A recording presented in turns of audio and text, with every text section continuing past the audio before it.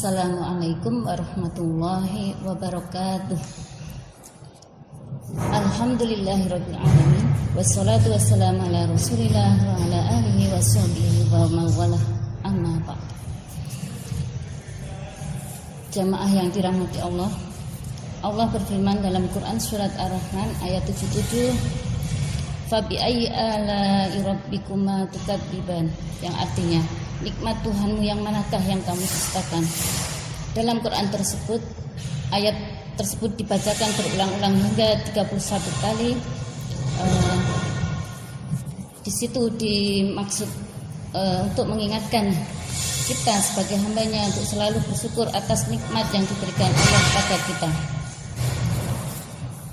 Bagaimanapun keadaan kita, hendaklah kita senantiasa ingat bahwa segala kenikmatan di dunia yang selama ini kita nikmati adalah karunia Allah. Dan ketika kita diuji dengan ketiadaan nikmat atau kesengsaraan, maka Allah adalah tempat satu-satunya untuk memohon pertolongan. Sebagaimana Quran surat An-Nahl ayat 53, Allah berfirman yang artinya, dan segala nikmat yang ada padamu datangnya dari Allah.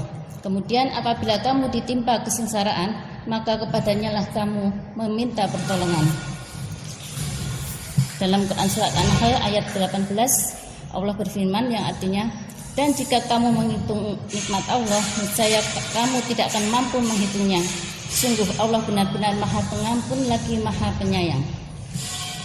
Rasulullah juga mengingatkan kita betapa pentingnya dan wajibnya mensyukuri nikmat Allah. Nabi SAW bersabda yang artinya, dua kenikmatan kebanyakan manusia tertipu pada keduanya, yaitu kesehatan dan waktu luang. Hadis riwayat Bukhari.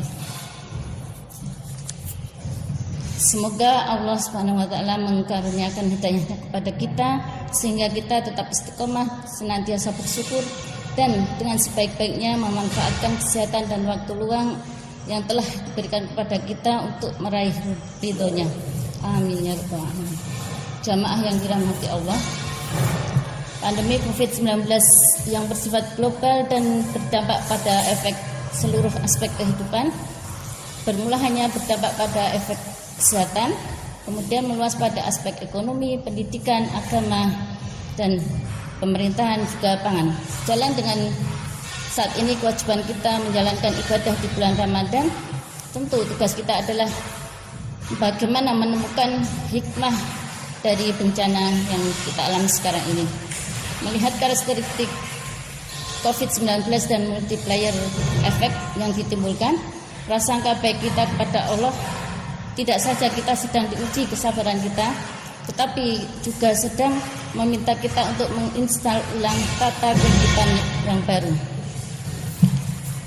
Yang pertama, bumi kita sudah merasakan beban yang sangat berat, kerusakan lingkungan di mana-mana, polusi udara, pencemaran air, sungai dan laut, sampah menggunung, deforestasi, dan bahkan pemanasan global. Juga lapisan ozon yang semakin menipis. Semua tergantung kita. Namun kini sebagian orang yang banyak orang yang berdiam diri di rumah dan menjalankan pekerjaan di rumah, aktivitas di rumah, melakukan ibadah di rumah bersama keluarga, dan itu berakibat jalan sekarang jadi sepi, pasar sepi, toko tutup, warung sepi, dan mobilitas sosial terbatas. Kemudian dengan itu seiring dengan tadi polusi udara teratasi, lapisan ozon membaik, langit semakin bening membiru, sampah berkurang, dan udara semakin terasa segar. Saat bumi beristirahat seperti sekarang ini, mestinya menjadi momentum kita untuk merenung.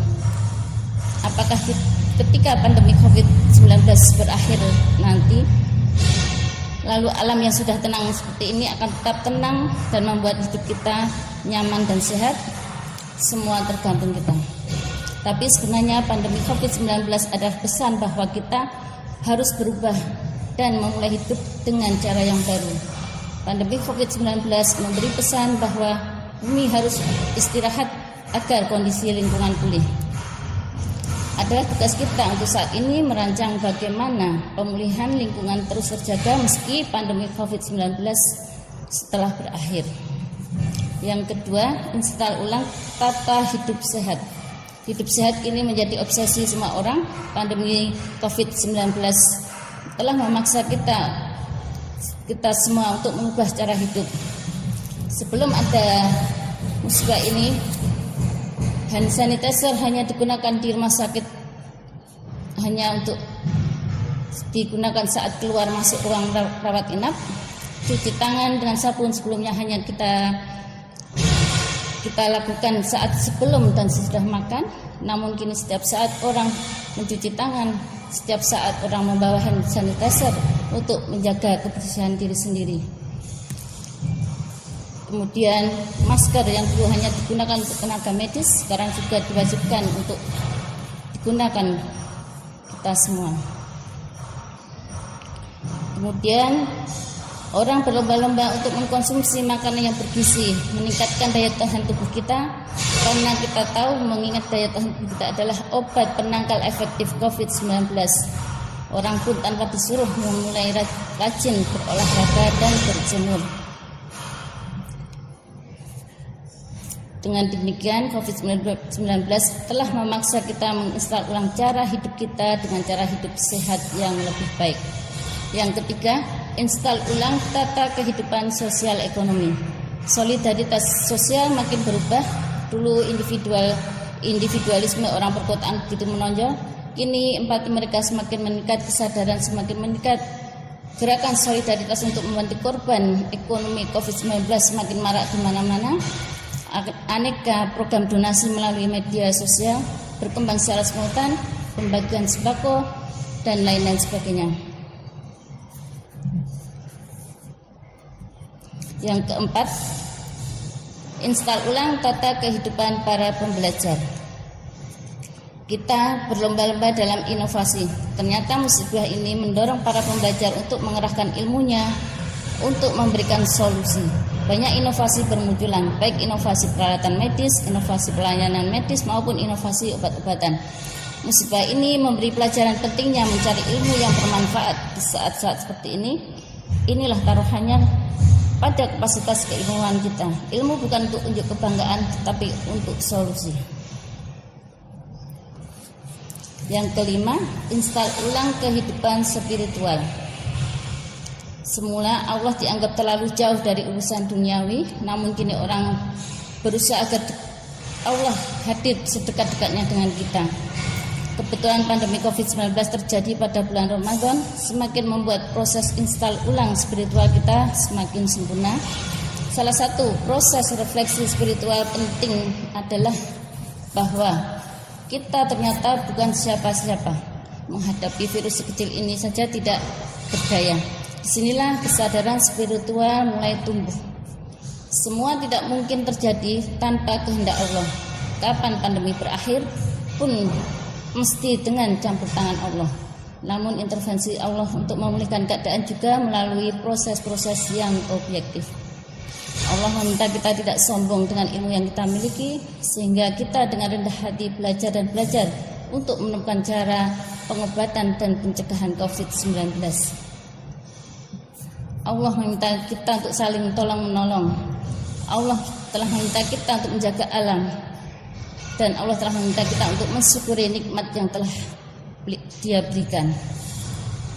Mungkin inilah cara Allah meminta kita untuk menginstal ulang tata kehidupan kita, agar kita makin bersyukur atas nikmat alam, nikmat kesehatan, nikmat ilmu, dan nikmat iman.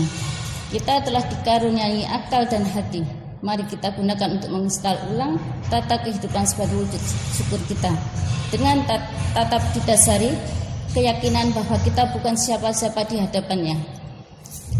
Ikhtiar install ulang ini penting sebagai sikap tunduk kita pada firman Allah Quran Surat Ar-Ra'd ayat 11 yang artinya, sesungguhnya Allah tidak akan merubah nasib suatu kaum sebelum kaum itu sendiri yang mengubah apa yang ada pada diri mereka.